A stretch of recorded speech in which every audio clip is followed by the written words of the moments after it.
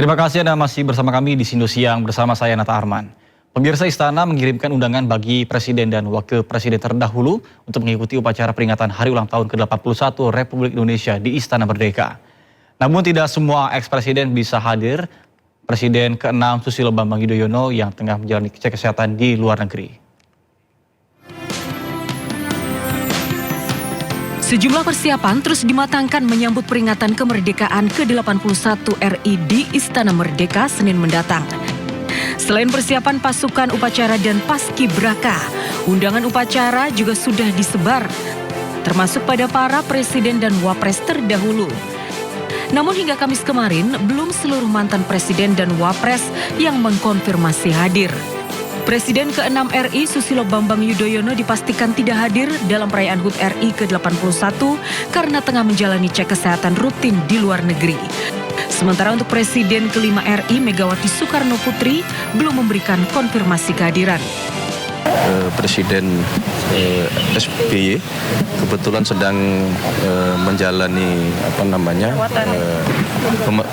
medical check up, sebenarnya pemeriksaan rutin aja, sehingga posisi kemungkinan besar beliau tidak akan dapat menghadiri upacara detik-detik peringatan proklamasi. Berbeda dengan SBY dan Mega, Presiden ke-7 RI Joko Widodo dipastikan akan hadir sebagai tamu undangan upacara kemerdekaan RI di Istana Merdeka 17 Agustus mendatang. Usai melayani warga yang ingin berfoto di kediamannya di Solo, Jokowi bertolak menuju Bandara Adi Sumarmo Solo untuk berangkat ke Jakarta. Di Jakarta, Jokowi akan menghadiri sidang tahunan MPR RI pada hari ini dan upacara peringatan kemerdekaan RI di Istana Merdeka Senin mendatang. Tim Liputan iNews melaporkan. Meski di balik dinding penjara, perlombaan Hari Ulang Tahun Kemerdekaan Republik Indonesia berlangsung semarak. Warga binaan di Lapas Kelas 1 Cipinang, Jakarta pun antusias mengikuti aneka perlombaan.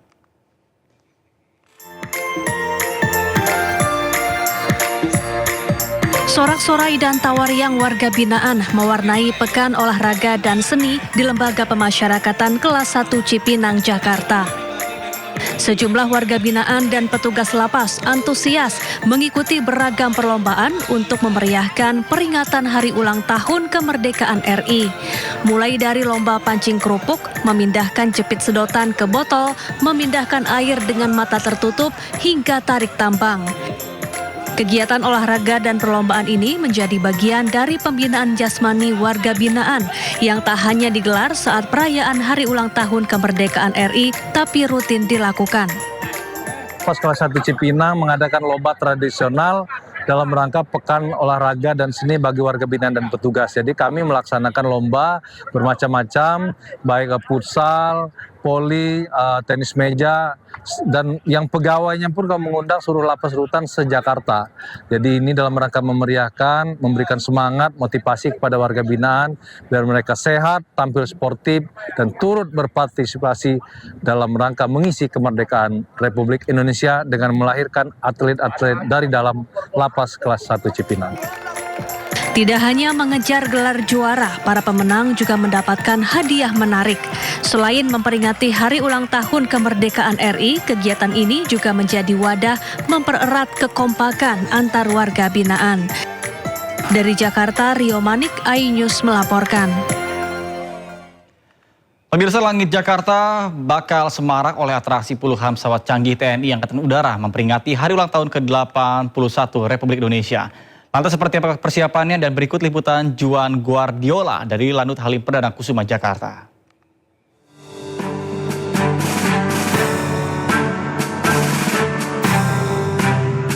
Atraksi udara puluhan pesawat canggih milik Republik Indonesia menjadi momen yang ditunggu-tunggu saat peringatan kemerdekaan RI di Istana Merdeka. Dan di tahun ini, di usia ke-81, TNI Angkatan Udara kembali memamerkan alutsista kebanggaan di langit Jakarta. Sejumlah persiapan terus dimatangkan melalui sejumlah gladi di Landasan Udara Halim Perdana Kusuma. Nantinya di HUT RI ke-81, sejumlah atraksi flypass hingga akrobatik udara akan disuguhkan. Puluhan penerbang TNI terlatih akan ikut terlibat dalam manuver pesawat membentuk formasi khusus di udara. Nantinya sebanyak 81 alutsista udara terlibat dalam atraksi flypass HUT RI ke-81. termasuk penampilan perdana jet tempur terbaru Dassault Rafale. Saya baru aja naik pesawat yang akan tampil perdana di 17 Agustus 2026 dalam rangka memperingati HUT ke-81 Republik Indonesia. Ini pesawat bukan kaleng-kaleng, ini merupakan pesawat jet tempur ukuran medium dengan mesin ganda, yakni disebut dengan Dassault Rafale.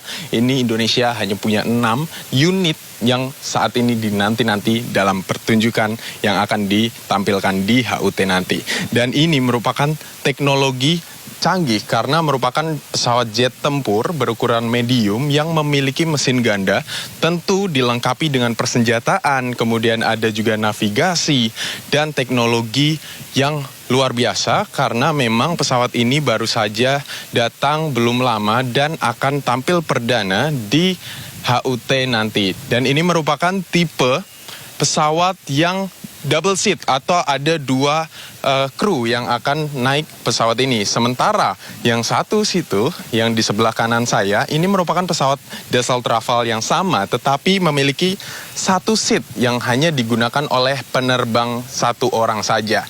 Dari Jakarta, Juan Guardiola, Nadia, iNews melaporkan.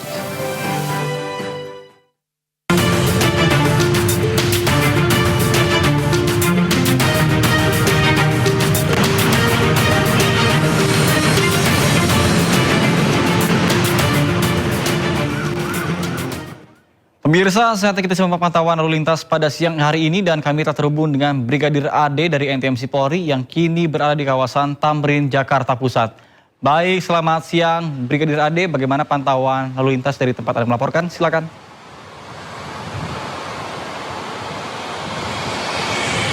Baik, terima kasih Nata. Selamat siang pemirsa. Saat ini saya berada di kawasan Tamrin, Jakarta Pusat. Dan untuk arus lalu lintas pada siang hari dapat kita lihat bersama dari arah Monas yang akan menuju ke arah Sudirman. Pada siang hari ini terpantau kondusif lancar.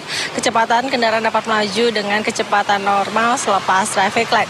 Dan juga harap bagi para pengendara yang akan melintasi kawasan ini untuk cek kembali atribut berkendara Anda. Mengingat adanya kamera ET yang akan mengcapture segala aktivitas pengendara.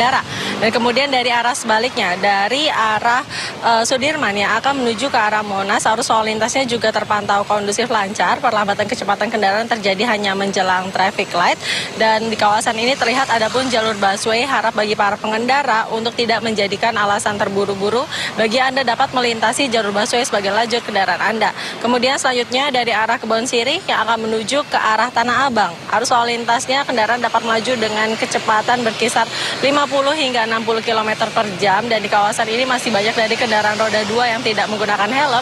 Maka dari itu kami menghimbau untuk tetap menggunakan helm baik jarak dekat ataupun jauh. Dan kemudian juga harap bagi para pengendara tidak menggunakan ponsel saat berkendara dan pastikan tidak memarkirkan kendaraan Anda di bahu jalan dikarenakan dapat mempersempit lajur kendaraan yang dapat berimbas kemacetan. Dan demikian informasi yang dapat kami sampaikan dan bagi Anda yang ingin mendapatkan informasi tentang kondisi arus lalu lintas terkini, Anda dapat menghubungi call center kami di 1500669 atau dapat melalui WA Center di 0858 71500669. Brigadir Adi Sidang melaporkan dari kawasan Tamrin, Jakarta Pusat. Selanjutnya kembali kepada Nata di studio.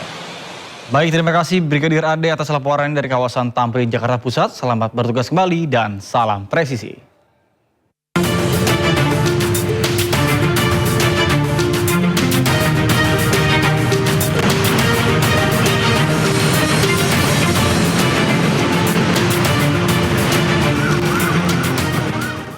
Pemirsa, di tengah pesatnya perkembangan teknologi digital, kemampuan mengelola keuangan dan juga menjaga keamanan transaksi menjadi bekal penting bagi generasi muda. Mahasiswa baru Universitas Padjadjaran diajak semakin melek finansial sekaligus waspada terhadap modus penipuan digital.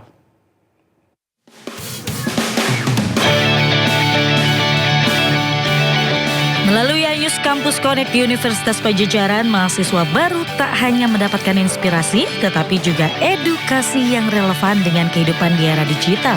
Dalam manifestasi, mahasiswa diajak memahami literasi keuangan, mulai dari bijak bertransaksi, menjaga data pribadi, hingga mengenali risiko phishing dan pinjaman online ilegal. Penting sekali bagi anak-anak muda nih terutama yang sangat terpapar dengan dunia digital untuk berhati-hati juga meningkatkan literasi finansialnya. Ada 3 hal yang paling penting. Pertama adalah jaga terus kerahasiaan data pribadi, jangan sembarang berikan PIN, password, OTP. Yang kedua, kritis dan waspada terhadap semua transaksi finansial ya. Ketiga, pahami hak dan kewajiban kita sebagai konsumen. Itu yang paling penting. Kemudian layanan keuangan digital dinilai perlu diiringi kemampuan mengelola keuangan secara bijak. Penggunaan dompet digital dan kris misalnya memungkinkan pengguna memantau riwayat transaksi sehingga pengeluaran lebih terkontrol. Presiden Direktur OVO Karania Dharma Saputra menilai antusiasme mahasiswa baru Unpad menjadi sinyal positif bagi peningkatan literasi keuangan. Ya, saya lihat mahasiswa baru Unpad yang disebut dengan Pramuda, saya kira sangat antusias. Pertanyaan-pertanyaannya juga sangat berkualitas dan mudah-mudahan ini bisa menjadi tumpuan harapan kita ke depan lah. Selain edukasi melalui talk show, iNews Campus Connect dan Prabu 2026 juga diisi berbagai aktivitas mahasiswa, termasuk GrabFood Festival yang menghadirkan booth dan pengalaman kuliner bagi para mahasiswa. Dari Sumedang, Jawa Barat, Naura Syafiqoh, Dila Aulia, iNews melaporkan. Pemirsa, Bali menjadi pusat pertemuan para pengusaha dan kalangan profesional dari berbagai negara melalui Full Gospel Businessmen's Fellowship International atau FGBMFI World Conference 2026, dan acara ini menjadi ruang pertemuan internasional serta memperluas jejaring.